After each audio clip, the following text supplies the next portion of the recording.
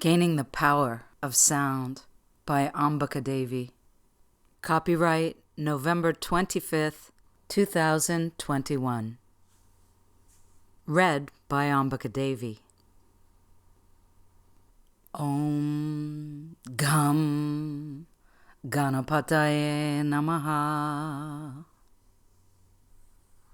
The use of sacred chants has become incredibly popular since 2013, when Oprah and Deepak Chopra launched their first of what would become a successful series of 21-day meditation challenges. As an assignment from my PhD professor back then, I began following the global phenomena to report back about what was being used as tools for the participants. The experiences focused on a variety of wellness topics, ranging from self-love to manifestation. Each day, recipients received encouraging thoughts by Oprah, followed by a new mantra presented with little explanations from Chopra. He would then lead a meditation with background music and bring the listeners back to the present moment with the sound of chimes. As a master's student studying the language of Sanskrit, I was trained to understand the potency and power of this ancient mother tongue. My professors were very particular and taught me the importance of perfect pronunciation. They remain valued friends and teachers as I continue to study, publish, and teach this topic. When I questioned one of my professors about the mispronunciation presented in the meditation challenge style I had encountered, my esteemed professor said this to me. Imagine you are standing on the threshold of a door. It is an obstacle you wish to get through. On the other side is great healing or knowledge you crave.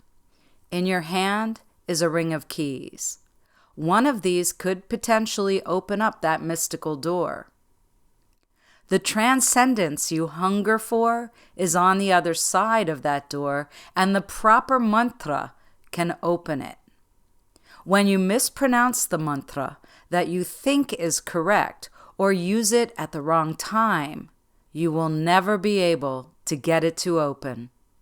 Instead, you stand there jiggling the keys and cannot get one into the lock. Mispronunciation can not only prevent entry, it can cause harm. Ancient cultures have known the healing power of sound for centuries. In the beginning, there was sound.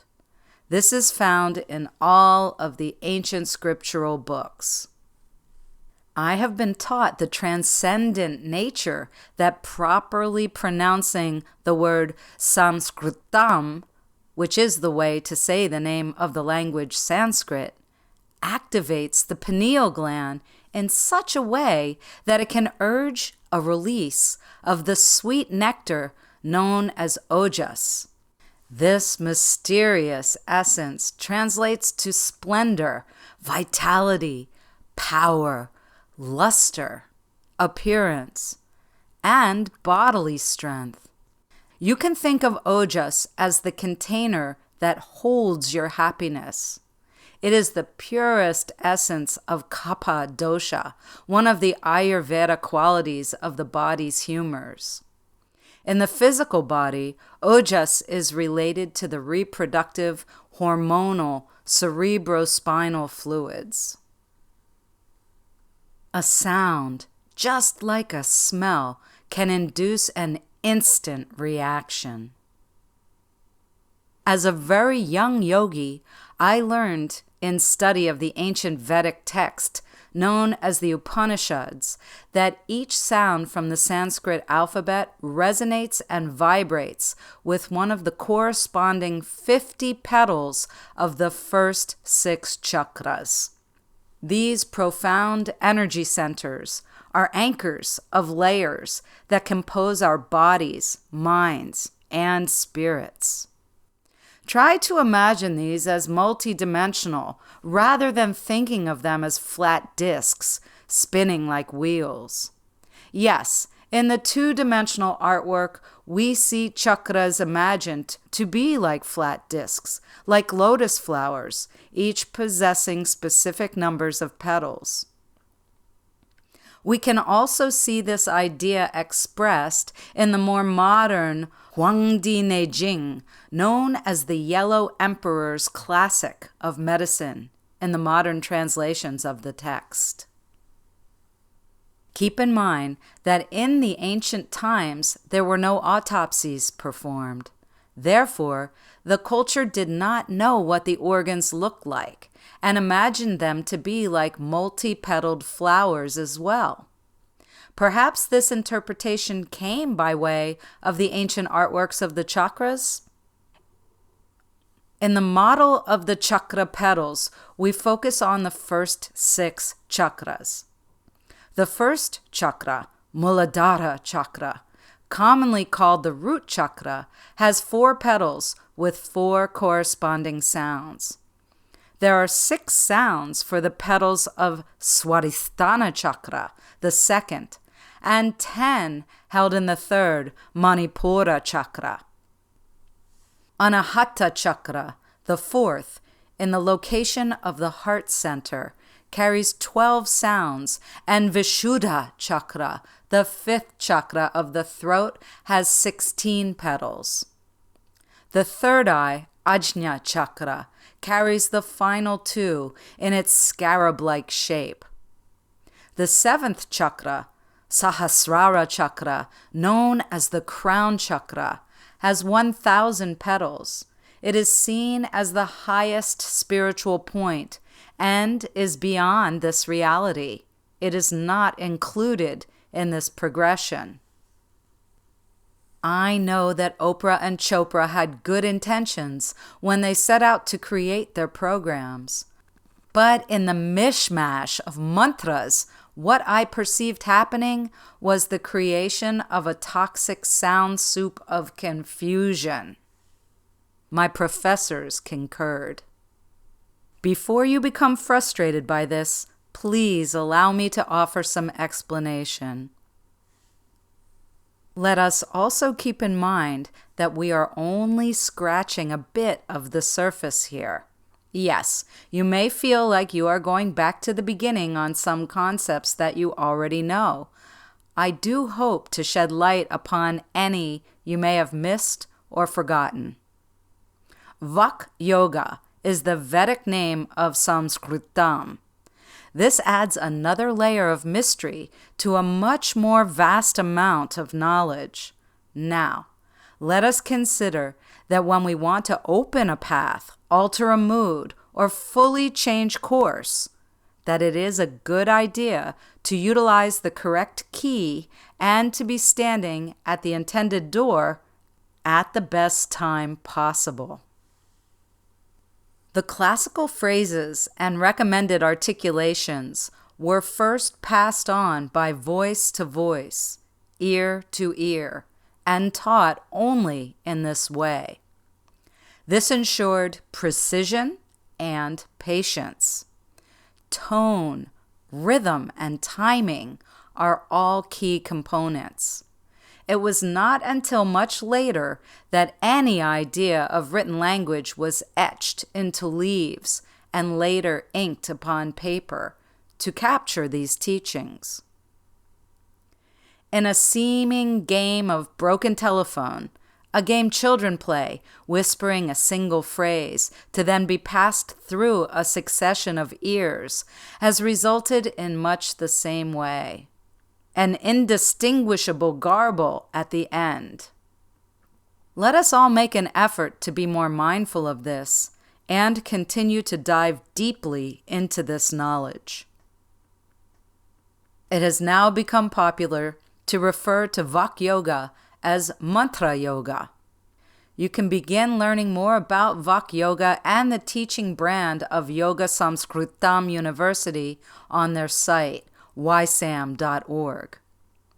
You can learn even more about proper pronunciation of the language which is Vag Yoga, in the video I have provided for you in the article that accompanies this recording. Now, we have identified that sacred mantras are composed of particular sounds with precise rhythms and intonations to be used at specific times of day or night. The precise choosing of a moment in time is measured by Jyotisha, a sister discipline to yoga. This is the science of light, also known as astrology. Yes, the timing of when to use any given sound sequence holds tremendous importance. In order to choose this demands a great understanding of the cosmic rulership of each day, hour, and minute.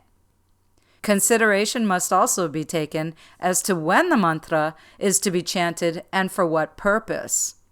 This is a science and not a free-flowing art form. Every moment is ruled by specific energies of the universe. To engage the full power of chanting a mantra is to practice a transcendental form of yoga. Therefore, these sacred utterances can be considered as mysterious invocations designed to shift the energy of the practitioner, those listening, the local environment, and the totality of the reality perceived around them. A mantra can therefore be imagined to be a form of supernatural manipulation, as these yoga practitioners have the power to intervene with the cosmos, the fortunes of individuals, and Mother Nature's processes. This is why those not understanding the full force of mantra yoga can be mistaken for spellcasters and sorcerers. The Latin languages utilize a great deal of sounds as well as grammar from the language of Sanskrit. We can see this in the etymology of many words in our own mother tongue of English. Given the principles we are now decoding, I hope that we can now agree that every single shaping of syllables through the use of our very sacred throat chakra is a potentially powerful architect. In addition, let us realize now that thought is a matrix creatrix. Let's go on a little journey. Imagine the first pop of an idea that is to become a spoken utterance. It happens so quickly that we do not even have time to grasp the moment, unless we are in the state of meditation. In order for this seed idea to become a word, the original impression must dive down to the center of the heart space, the chamber of the unstruck sound, to collect air from the lungs. Next, as it gains momentum, the magical seed becomes a single syllable, a fragment of, or complete thought to be expressed as a word. The original spark travels onward to exit through the mouth. On its way there, the smooth tissue of the vocal cords strike together. This sets off a sequence of oscillations that could be full of grace and curative, or disharmonious, causing distress. Think of the photography experiments of the brilliant Dr. Masaru Emoto. He discovered the shapes of sounds, which in the Vedas are referred to as yantras, expressed in his perfect frozen sound images. I've also given you some examples in the written article. To learn more about this, I suggest reading these two books by Dr. Emoto, entitled The Hidden Messages in Water and The True Power of Water. If you have not seen the film What the Bleep Do We Know?, you might find that interesting as well. Another film I often suggest to my students is The Connected Universe by Nassim Haramein. Also be sure to look into his work with the Resonance Science Foundation. Again, all links are provided in the print version of this article. Let us continue to follow the path of sound and consider that the sounds we make not only vibrate specific patterns of petals in the system of dynamic anchors strung together to form the chakra system, they also circulate back into our own heads, thereupon influencing our bodies, minds, and spirits. Now, let's ask ourselves, what occurs when a phrase has great intention and it is mispronounced? I hope this is expanding your enthusiasm to create positive and correct sounds in any practice, such as mantra yoga. Does it now make sense that both thought and the formulation of sound affects everything? Just in case you feel any discouragement, I have good news for you. We can begin gently to explore these concepts and to gain sensation from them while avoiding any possible mistakes. This is a safe exploration of your body as an instrument of sound. To do this, we are going to use vowel sounds along with specific consonants to safely produce bodily felt sensations. This is going to give you the opportunity to prove and know the full effects of your own voice. Here is something you can try. Place yourself in a very quiet environment, free from electronics and distractions. This is preferably 30 feet from Wi-Fi and Bluetooth devices. Place your body in a comfortable seated position with your back as straight as possible. If this is not available to you, it is okay to be in a reclining position, as long as your breathing path is clear. It is most important to feel relaxed. Begin by exhaling and then by taking a few very long, deep, cleansing breaths in and out through your nose. Once you feel that you are able to breathe deeply, progress to the next step. As I am asking you to do this in a recording, I do not want you to practice any further until you are still. Please do not be driving a car or operating any heavy equipment. If you are listening while you're driving, it's okay to listen to the material I'm sharing, but please do not practice it until later when you're quiet and alone and still. Now, use the exhalation following one of your deep breaths in through your nose to make the sound tum out through your mouth. It will sound something like this. Tum.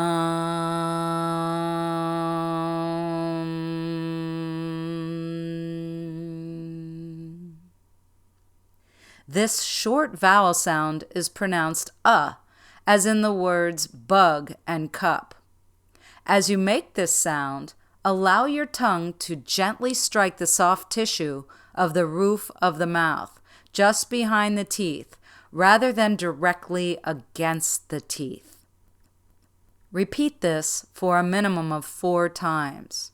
As you practice this, consciously become aware of the sound inside your body. Be neutral as you observe this and know that there is no right or wrong way. Continue to consciously experience the silence outside of your body. Let each sound go out slowly and fully without force.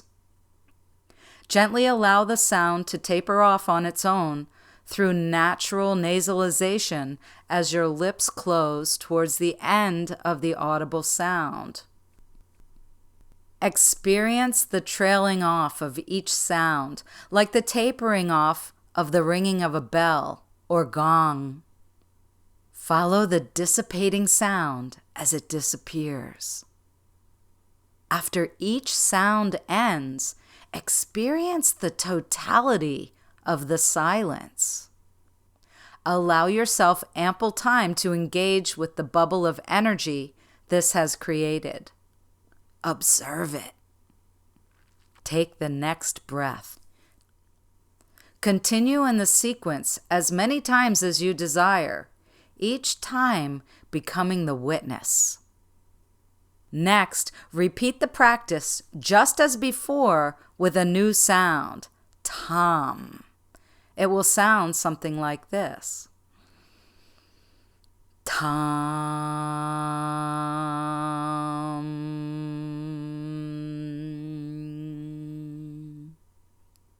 The vowel sound is ah, as in the word log or bog. Go through the same sequences as before with this new sound. Observe as you did before, soaking in the effects and the after sensations. In the written article, I've provided you with a link to explain further about these two vowel sounds. It is very important to only use the sounds explained here for this particular experiment.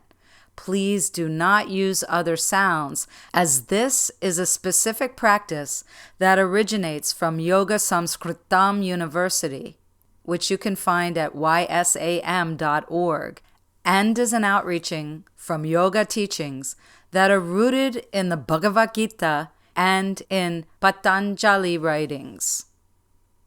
Next, I invite you to write responses to the following questions in your journal. Analyze the state of your body before, during, and after the experience of each sound. Ask yourself if it is relaxed, tense, or neutral. What do you sense? Pay close attention to any and all changes. Likewise, monitor the sensations of your breathing and its capacity before, during, and after each experience. Ask yourself if it seems normal, slowed down, or modified.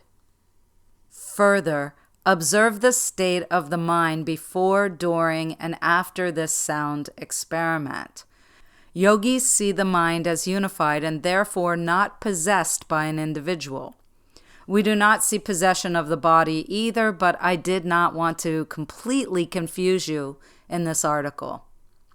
Ask yourself whether the body seems more calm, peaceful, and joyous. Are you feeling inspired? I hope so. May we all become more aware of the words we use every day in speech about ourselves, others, and our environment. Let us remember that pronunciation and timing matter, especially when we expect to receive particular outcomes when using the practice of Vak Yoga. The information I have shared with you here is just a launch point for the vast science of sound that is a substantial cornerstone supporting the philosophy of yoga.